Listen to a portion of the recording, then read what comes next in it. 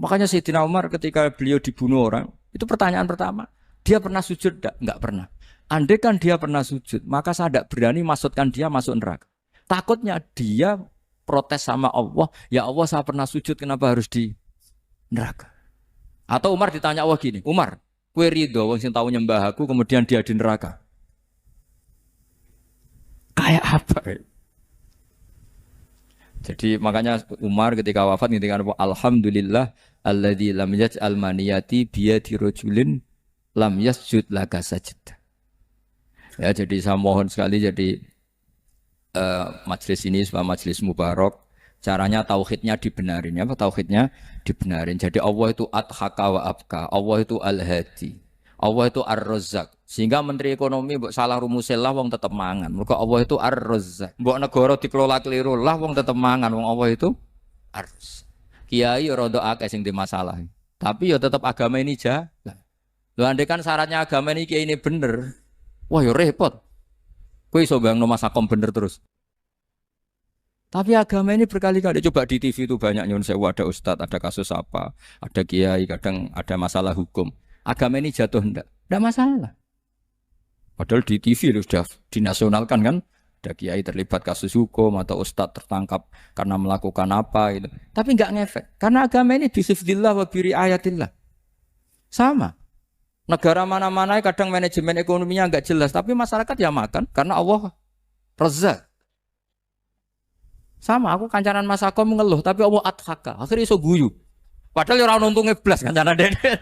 Tapi karena Allah itu adhaka. Nah kita dengan istri yang kita cintai, dengan keluarga, kadang yang nangis. Karena Allah itu zat yang bisa memberi abka. Wa annahu wa adhaka wa abka. Terus wa annahu wa amata wa ahya. Kita tidak ingin mati, wa ya mati saja, karena kita objek. Nah, hidayah itu seperti itu. Allah al-hadi. Apa? Allah itu kayak apa Korea, negara ateis. Enggak kebayang di sana ada ngaji Aqidatul Awam Mabadi' Fikih. Sekarang banyak. Saya tuh kalau beli Aqidatul Awam kerdusan tak kirimkan ke Korea. Sebelum saya ke Korea, karena sebagian santri saya di Jogja. Di sana ada ngaji Aqidatul Awam, ngaji Takrib. Bahkan saya di sana dilakokno sakduna fid dunya. Kayak apa Allah kalau ingin bikin hidayah? Karena Allah itu al-hadi. Wong Indonesia digerakno seneng duit. Bareng wis seneng duit mau apa? Korea. Setelah di Korea tersiksa karena enggak ada tempat sujud. Akhirnya urunan. Segampang itu kalau Allah mengendaki. Itu enggak dibenem MUI, enggak dibenem. Karena Allah al-hadi. Jadi saya mohon sekali tauhid ini dibenerin dulu. Allah tetap al-fa'ilul mukhtar, apa? Al-fa'ilul mukhtar. Sehingga Allah mensifati dirinya adhakawa. Mbok kamu bendung kayak apa, orang ngaji saya tetap guyu. Sekarang iso mbuli saya, oh Gus Bak ngaji sejak guyu. Allah yang memberikan guyu kamu itu. Andai kan sesuai status kamu, kowe ora ngarep iso guyu. Utang akeh, jatuh tempo, bojo ora percaya. Gede-gede ya, kayak paham. Nah, sehingga Rasulullah kalau kita meyakini syafaatul Rasulullah SAW, itu cara berpikir harus kita balik. Misalnya begini. Wong Islam nakale ngono, penggaweane maksiat kok disafaati Kanjeng Nabi kurang penggawean. Caranya berpikir jangan gitu. Kalau gitu kowe mari mangkel, wong nakale ngono kok untuk syafaati Kanjeng. Tapi cara berpikir gini. Syafaatu Rasulillah itu wasi'ah, luas sekali. Syafaatu Rasulillah ghairu munhasirah, tidak terbatas. Syafaatu Rasulillah itu lebih sakti ketimbang dosanya umatnya. Semua ulama dulu kalau nyifati Allah juga gitu. Allahumma misalnya, maghfiratuka awsa'u min dzunubina. Ya, yang misalnya yang pakai mutakalim ya Allahumma maghfiratuka awsa'u min dzunubi wa rahmatuka arja inti min amali. Jadi jangan kitanya dulu. Kalau kitanya dulu kan nyifati kita dosa banyak. Itu sama ndak usah ngaku sudah tahu semua. Tapi nyifati pertamanya apa? Allahumma maghfiratuka awsa'u min dzunubi wa rahmatuka arja inti min. Sehingga dari nyifati maghfiratullah yang wasi'ah, yang tidak terbatas, kemudian kita sah mengatakan bahwa ahlul maksiat pun mungkin atau berhak dapat ampunan. Sama. Syafa'atu Rasulillah itu ghairu munhasirah. Syafa'atu Rasulillah itu wasi'ah. Sehingga sahlah riwayat syafa'ati li ahlil kabair min ummah. Itu bukan menyangkut melegalkan kabirah. Bukan menyangkut mengesahkan orang Islam dosa besar karena nanti dapat syafaatnya Rasul. Cara berpikir jangan gitu. Nanti kamu mentasjek memberanikan orang melakukan maksiat berdasar iktimat syafaati Rasulin. Itu jangan gitu cara berpikir dibalik apa? Syafa'atu Rasulullah ausa'u wa ausa'u. Sangat lu. Sehingga saking luasnya sampai yang tukang maksiat saja kebagian. Sama rahmatnya Allah Ta'ala itu wasi'ah. Rizkinya Allah ya wasi. Sampai wong nganggur ya iso mangan ngono. Lah begitu juga rahmatnya Allah Ta'ala itu wasi'ah. Sampai wong sing sumpek utange akeh ya iso guyu ngono.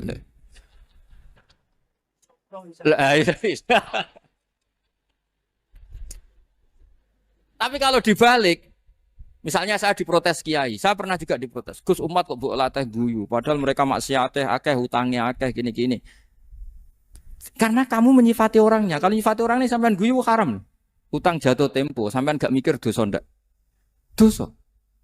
Jadi kiai muridnya goblok kok kiai ini kurang tahajud itu ya dosa. Jadi kiai kok muridnya goblok tenang wae. Sementing untuk sowanan itu amatir ya kan. Mestinya cara berpikir dibalik. Rahmatullah wasi'ah. Rizquhu ya wasi', fadluhu wasi'. Sampai wong sumpek wae iso guyu. Sehingga kita ini sudah objek. Loh kita ini tidak subjek. Di alam raya ini kita tidak subjek, tapi apa? Objek.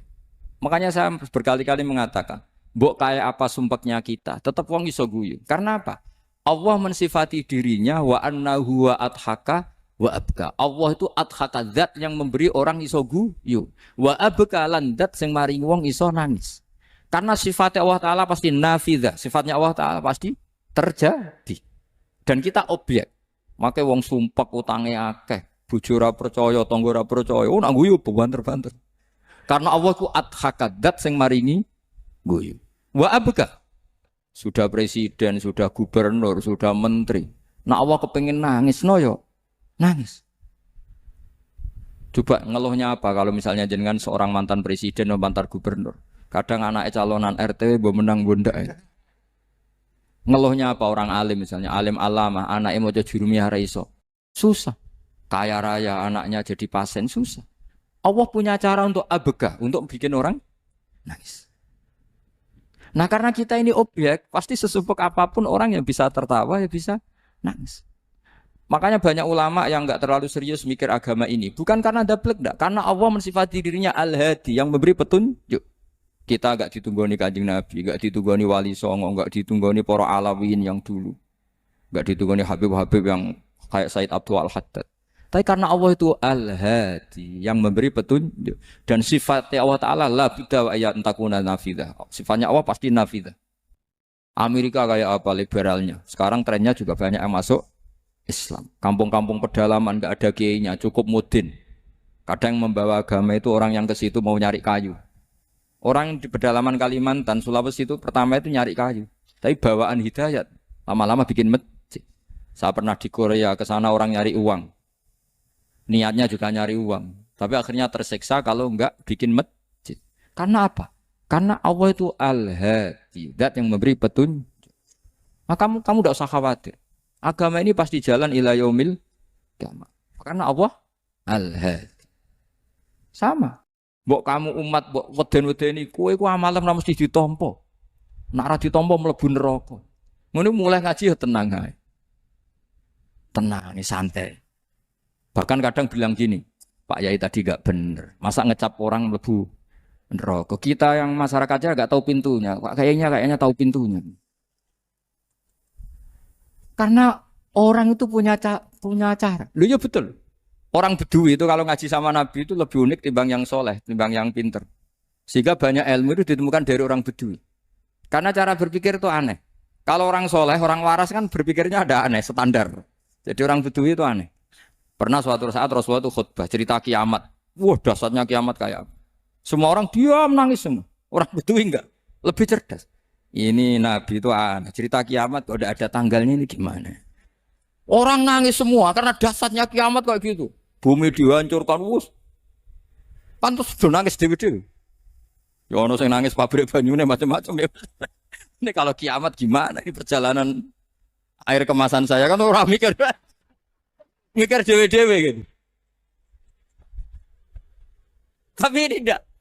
Orang Bedui cara berpikir tuh enggak. Malah ya Rasulullah, mata saat. Engkau itu cerita kiamat tapi enggak jelas tanggalnya.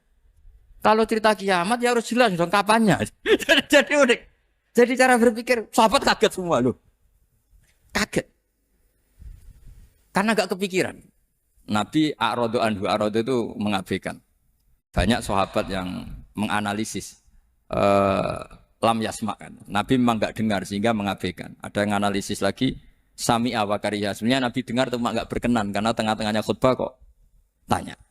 Tapi si Arabi ini cerdas. Masuk akal kan? Misalnya mau pilihan presiden, orang mesti tanya, kapan kan gitu. Ya kan?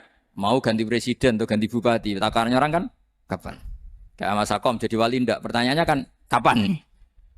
Kalau jatuhnya kan sudah ya. Sehingga tanya, mata sa'ah ya Rasulullah. Lama-lama Nabi diangen-angen. Bener juga orang ini. Saya cerita kiamat kok gak jelas kapannya. Ini Nabi menjawab. Tapi karena Nabi orang-orang yang sangat pinter, tanya balik. Ma'atattalah. Lalu kalau kamu berani tanya kiamat kapan, saya tanya balik. Ya persiapan kamu apa? Jawabnya santai aja. Fawwah ma'atattalah kabira sholatin wala siyamin walakinni uhibbuka ya Rasulullah. Saya enggak menyediakan apa-apa, sholat saya biasa aja, maksudnya standar. Ya kira-kira 5 waktu pas. Ya jenis saya lah kira-kira. Wala kabira siyamin. Dan saya puasa ya standar saja pas. Walakinni uhibbuka ya Rasulullah. Tetapi saya mencintai engkau ya Rasulullah. Jawabannya Nabi apa? Almar'u ma'aman ahabba. Sebagian riwayat anta ma'aman ahbabta. Jadi hadis itu populer tuh barokahnya wong desa. Andai kan dia punya etika maka sowan dulu tanya 4 mata. Itu jadi hadis ahadi. Tapi barokahnya dia selonong di depan umum. Zaman Nabi khutbah itu jadi hadis mutawatir. Jadi kadang barang baik itu barokahnya orang yang enggak baik. Maksudnya su'ul adab. Tanya gitu kan su'ul. Tapi itu barokah. Akhirnya hadis itu mutawatir. Karena didengar ribuan sahabat yang mendengarkan khutbahnya Rasulullah. Tapi kalau hadis itu satu-satu kan. Khossoni bidzalika Rasulullah. Khossoni bidzalika Rasulullah. Itu nanti jadi hadis ahadi. Yang kualitasnya jauh di bawah hadis mutawatir. Jadi barokahnya orang su'ul adab itu ya ada. Karena Allah yang mendesain ini. Akhirnya kata sahabat, kata Anas bin Malik. Mereka itu mangkelnya bukan main sama Arabi tadi. Karena tanya enggak sopan sama Rasulullah. Tapi setelah Nabi jawab, Almar umma aman habba, fama farihu bisyai'in farohahum bidzalika badal. Mereka enggak pernah senang dengan hadisnya Nabi. Sesenang riwayat Almar'u ma'aman ahabba. Barokahnya Arabi. Bedui. Makanya saya sebagai kiai ini, Bedui saya tak pertahankan ila yaumil qiyamah. Karena umat ini pernah terbarokai oleh orang apa? Bedui. Barokai suladab tadi. Jadi mohon ini supaya majelis ini kan majlisul itorti Rasulullah coba terlatihlah mengatakan Allah itu subjek, Allah itu al-fa'ilul mukhtar, Allah itu al-fa'ilul mukhtar, Allah itu yang menentukan alam ini. Dan Allah mensifati dirinya wa annahu wa adhaka wa abka. Allah itu zat yang memberi orang itu bisa tertawa. Dan Allah juga yang memberikan orang itu bisa menangis. Mbok kayak apa kamu neror umat? Wah, amal enggak mesti diterima gini-gini. Ternyata ning majelis nangis sih. Mulai guyu. Kadang guyu-guyune ngenyak tenane. Daripada apa ya agak-agak merodok orang yang dohirnya beda dengan batinnya. Enggak perlu distatuskan seperti itu. Ya sudah biasa saja. Jadi nah, fi muqaddimihim imam besar dalam manhaj ini namanya Abul Hasan apa? Asyadili. Abul Hasan Asyadili itu kalau ada orang tanya gini, Beb saya ini susah, sholat saya tidak mesti diterima Allah gini-gini. Marah. Enggak usah. Kafa bika jazaan an radiyaka laka ahlan. Sudah kamu ditakdir pernah sujud itu sudah keren. Saya itu andaikan dapat kabar dari malaikat, bahak sholat kamu tidak diterima. Saya tidak susah. Bukan karena sombong. Pernah ditakdir sholat sujud ning Allah itu keren. Kayak apa malunya kita ketemu Allah kemudian kita di bumi tidak pernah sujud. Makanya itu Abul Hasan Asyadili kowe ora usah mikir salatem ditampa taro ora usah mbok mikir. Kowe ditakdir tau sujud itu hebat. Kafa bika jazaan an radiyaka laka ahla. Cukup kamu mendapat balasan dari Allah, kamu pernah ditakdir sujud. Gak perlu ngaji alim alamas, gowo sawi ngalor kidul jalalain keren. Paling gak malaikat pernah melihat kamu, wah gue tak kitab kuwedi. Gak penting paham gak penting. Karena isra bakat paham teman.